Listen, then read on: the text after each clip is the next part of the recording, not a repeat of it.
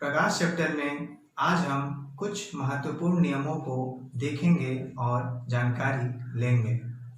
प्रकाश chapter में हमारा पहला नियम है प्रकाश का परावर्तन। प्रकाश का परावर्तन से क्या तात्पर्य है? जब किसी प्रकाश स्रोत से होकर के प्रकाश की किरण आती है और किसी समतल तल पर टकराकर पुनः वापस लौट जाती है, इसे ही हम प्रकाश का परावर्तन कहते हैं। प्रकाश के परावर्तन के मुख्यतः दो नियम होते हैं। पहला, आपतित किरण, परावर्तित किरण तथा आपतन बिंदु पर स्थित अभिलंब एक ही समतल तल पर स्थित होते हैं। हमारा दूसरा नियम, आपतन कोण का मान परावर्तन कोण के मान के बराबर होता है।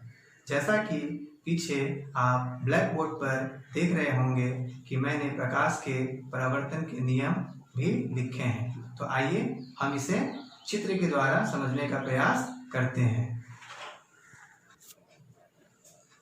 जैसा कि चित्र में दिखाया गया है कि MP हमारा कोई परावर्तक सतह है।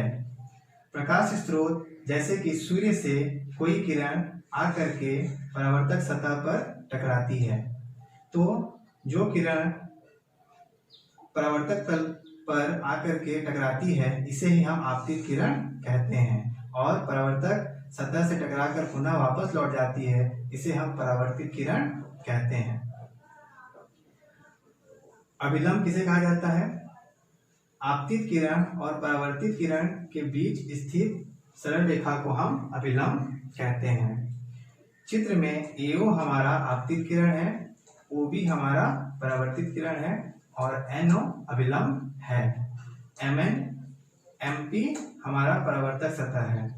आपतन बिंदु किसे कहते हैं? आपतित किरण परावर्तक सतह को जहां पर स्पर्श करती है इसे ही हम आपतन बिंदु कहते हैं। चित्र में O हमारा आपतन बिंदु है। अब हम देखते हैं आपतन कोण और परावर्तन कोण किसे कहते हैं।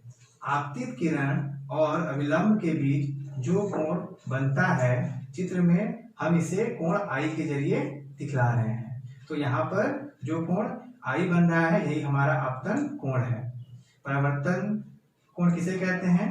अभिलंब और परावर्तित किरण के बीच स्थित कोण को परावर्तन कोण कहते हैं। जैसे चित्र में दिखाया गया है, कोण R हमारा परावर्तन कोण है।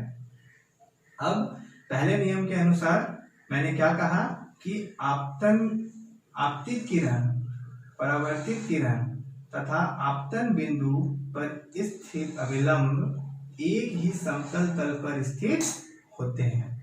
और हमारा दूसरा नियम क्या है? आपतन कोण और परावर्तन कोण का मान आपस में बराबर होता है। तो इस तरह से हम लोगों ने प्रकाश के परावर्तन के नियम को देखा और जाना। चलिए अब हम प्रकाश के अपवर्तन का नियम देखते हैं। प्रकाश का अपवर्तन किसे कहते हैं?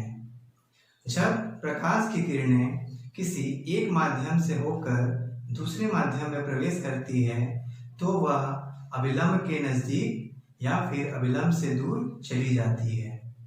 इसे ही हम प्रकाश का अपवर्तन कहते हैं। प्रकाश के अपवर्तन का मुख्य वजह प्रकाश का वेग है। प्रकाश का वेग हर जगह एक समान नहीं होता है। कहीं पर प्रकाश का वेग अधिक तो कहीं प्रकाश का वेग कम होता है। आइए अब हम प्रकाश के अपवर्तन के मुख्य नियमों को जानते हैं। प्रकाश के अपवर्तन के मुख्यतः दो नियम होते हैं। पहला नियम, आपतित किरण, अपवर्तित किरण तथा आपतन बिंदु पर स्थित अभिलंब सदैव एक ही तल पर स्थित होते हैं। प्रकाश के अपवर्तन का दूसरा नियम, आपतन कोण की ज्या और अपवर्तन कोण की ज्या का अनुपात सदैव नियत होता है। आपतन कोण की ज्या और अपवर्तन कोण की ज्या का अनुपात सदैव नियत अर्थात कांस्टेंट होता है। आइए अब हम इसे एक चित्र के द्वारा समझने का प्रयास करते हैं। चित्र में दिखाया गया है कि MP हमारा परावर्तक सतह है। तो हमारा पहला नियम क्या है? आपतित किरण, अपवर्तित किरण तथा आपतन बिंदु पर स्थित अभिलंब एक ही तल में स्थित होते हैं। देखिए, आपतित किरण, अपवर्तित किरण और आपतन बिंदु पर स्थित अभिलंब एक ही तल में स्थित होते हैं। प्रकाश के अपवर्तन का दूसरा नियम क्या है? आपतन कोण की जया साइन आई और अपवर्तन कोण की जया साइन आर का अनुपात सदैव नियत रहता है। यहाँ पर हम लोगों का आपतन कोण कौन सा है? कोण AON। यहाँ पर कोण I जो है हम लोगों का आपतन कोण है और हम लोगों का अपवर्तन कोण कौन सा है? कोण N1OB जो कि है कोण R। तो इस तरह से हम लोगों का क्या हो जा रहा है? साइन कोण I बट्टा साइन कोण R बराबर नियत अर्थात कांस्टेंट। कहने का मतलब क्या है कि जो आपतन कोण और अपवर्तन कोण के जो अनुपात हैं उनका मान हमेशा नियत अर्थात कांस्टेंट होगा। तो इस तरह से हम लोगों ने आज प्रकाश के परावर्तन और प्रकाश के अपवर्तन के नियम को देखा। धन्यवाद।